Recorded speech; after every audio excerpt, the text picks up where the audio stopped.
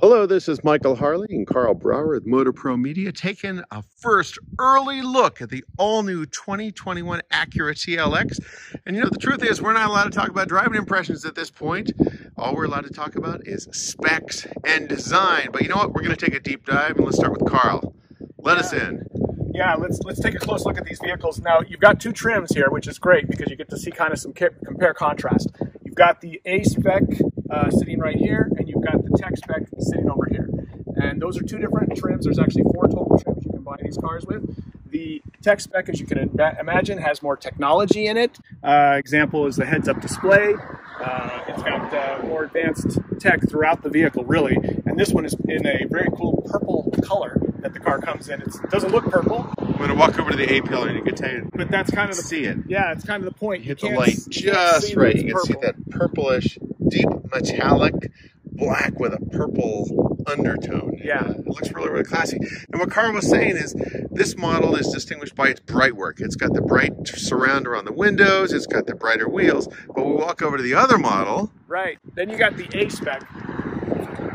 This is as performance-oriented as the car gets right now. There is a Type S coming in the spring, but for now, this is as performance-oriented as it gets. Notice the darker wheels, the darker bright work around the windows. Notice the ducktail little lip spoiler. That spoiler looks an awful lot like the NSX spoiler, which is what they say they styled it after. Exactly. Darkened headlight and taillight covers. Of course, the A-spec badging. So if you're looking for the performance-oriented one, let's take a look inside too, because to me that's the coolest part of this car. I'm a big fan of contrasting interior colors, and this interior looks as good or better in person than you're seeing right now on the screen. So this Those seats look really comfortable. We can't tell you how comfortable they really are, but they sure look nice. Yes. Acura also pointed out that anything in this car that looks like metal is metal. Anything that smells and tastes like wood or leather is wood or leather. Yeah. You've got contrasting stitching going on the dashboard, on the door handles.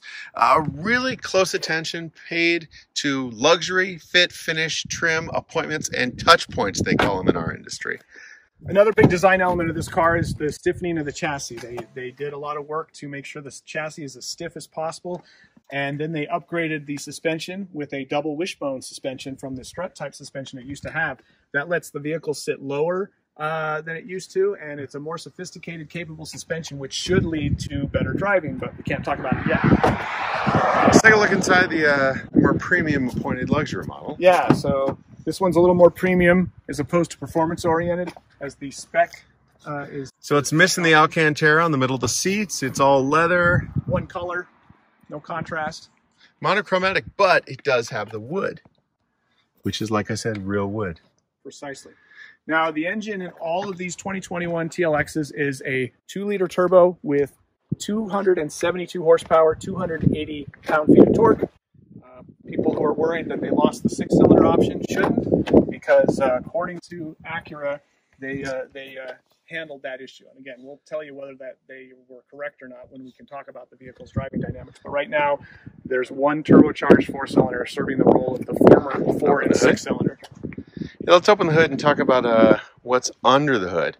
As expected and as mentioned, it's a transverse mount 2-liter turbo, which is what the entire industry is using. You already mentioned horsepower and torque specs, right? Right, and it's got the new 10-speed automatic. It used to have a 9-speed automatic, and they all have paddle shifters mounted right off the steering wheel. Yeah, do you notice the paddle shifters are covered in a rubberized paddle shifter, which is the first time I'd noticed that, at least in the luxury models. Yeah. It didn't have an aluminum paddle shifter. It actually had a nice tactile feel to the fingertips, which is pretty cool. See this? These are cast aluminum shock towers, and what that's telling me is that it's got the new double wishbone suspension up front, which if you remember, Hondas from a long time ago back in the 80s had double wishbone suspension just so they can keep those hoods super, super low. Right. And all the JDM guys loved them for this reason. Well, it's an advanced design. It's a great baseline for modifying cars because you're already starting out with a very advanced suspension design. So the good news is standard on the 2021 Acura TLX, double wishbones up front. If you were to spec a 3 Series or a C-Class to the similar level, including all-wheel drive, they'd cost a substantial amount more than these TLXs cost, even at the base TLX level, before you get into the other trims like the tech spec or the A-specs you see. You know what I'm going to do, Carl? I'm going to back up a little bit. Let's talk about the overall size of the vehicle. according to the stats, the overall length is about the size of an E-Class. Right, it's bordering on E-Class 5 series size, and yet it's priced closer to the C and E and 3 Series. 3 Series. So you end up with a lot of car for the money, certainly in terms of size and space.